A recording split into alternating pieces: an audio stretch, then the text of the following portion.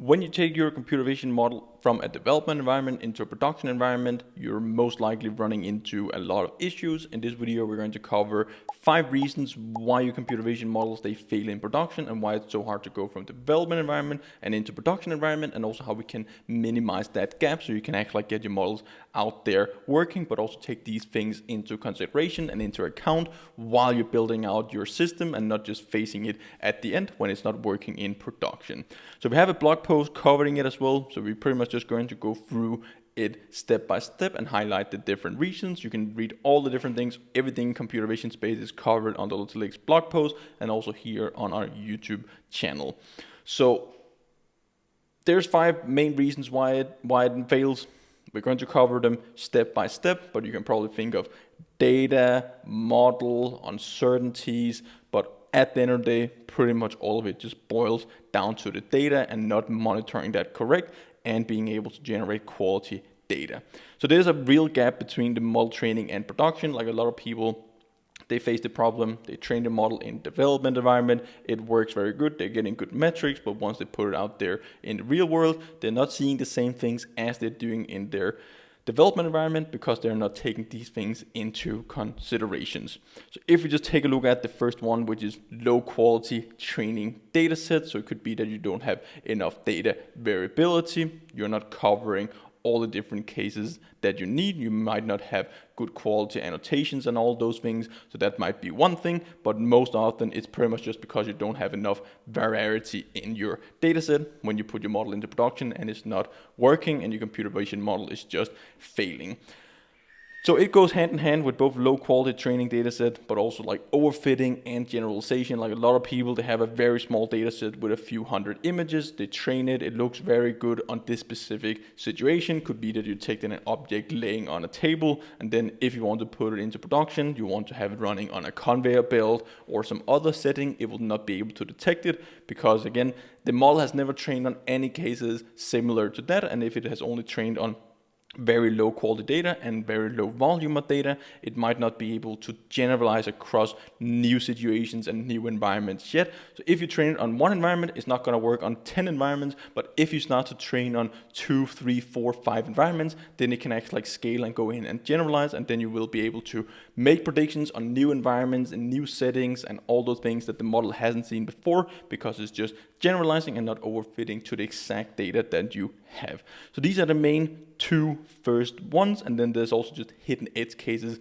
in real world environments where people, they're not taking into account like lighting settings, what is going on, like is the sunlight affecting the model over the span of a day. Like if you have a computer vision system running all day long, you might have lighting changes that is changing, you might have different seasons, so it's winter, summer, all these different things that you need to take into consideration. And if you're just doing a snapshot, if you're just taking your data here and now, it will not really be a good representation of the full span of where the model is actually like just going to run in production. So you need to think about where is the model going to run, what difficulties, what edge cases might I run into. It could also be different shapes of an object that we might want to see, all these different things. So it could be changes in lighting, camera angles, background conditions. Like camera angles is also a very, very important one because depending on what angle you have of your object, they have totally different shape.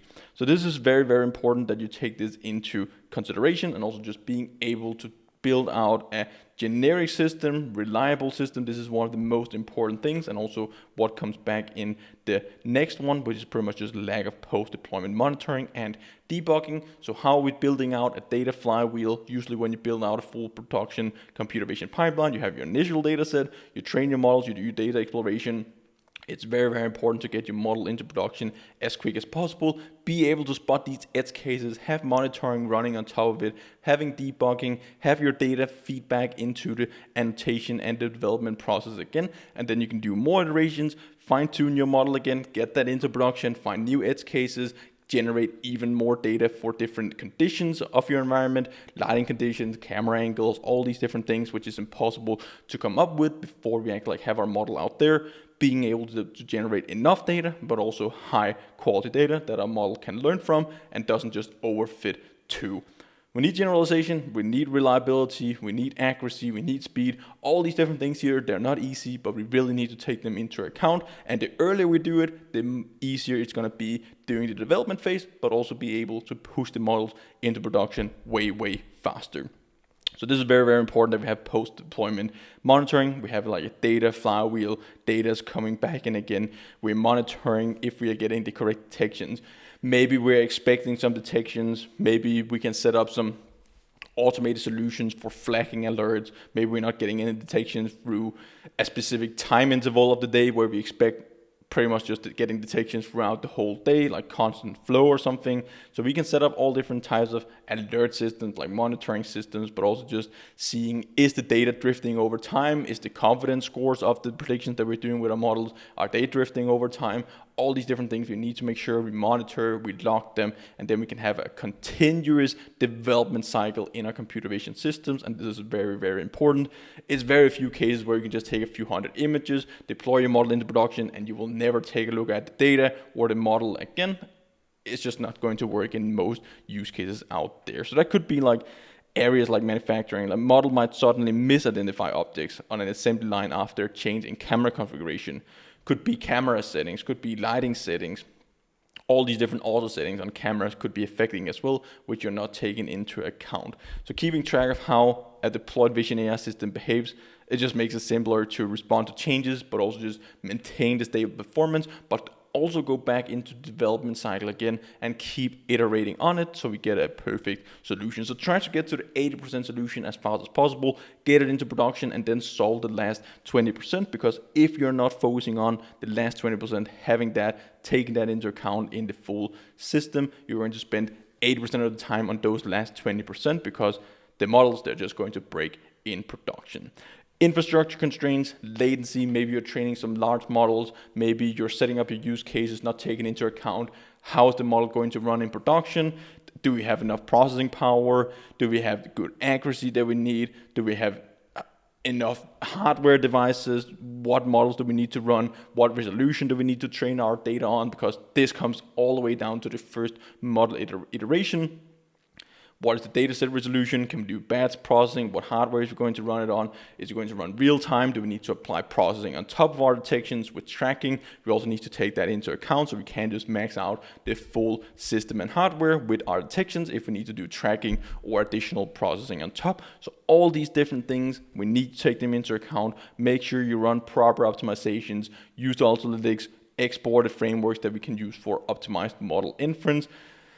Sachi, all these different tools that we have in our computer vision toolbox, and we're covering in our blog post and on our computer vision channel. It's just really, really important that you know of these things, know what tools are available, when to use what, why you should use it, and then also just keep the future into account, because if you do that, you'll run into way less problems.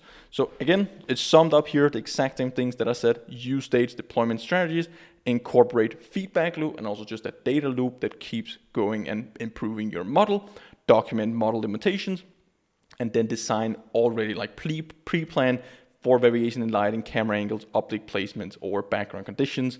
Design for real world variability. This is very, very important, because if you're not taking this into account when you're doing development, you will see a completely different model, completely different behavior once you get your models out there running into production. It's very hard to build computer vision models in production. It's easy to use Ultralytics, the Ultralytics platform, the Ultralytics framework, to just go out there, find a data set, train a model. Okay, I get some good results here. The graphs are going up fine. But it's a whole nother world getting it in, running in the real world in a production environment. Hope you learned a ton this video here. Definitely go through it again. Go through the blog post as well. This is very, very key things that you need to know when you're building real computer vision systems. Hope you learned a ton. Hope to see you guys in one of the upcoming videos. Until then, happy learning.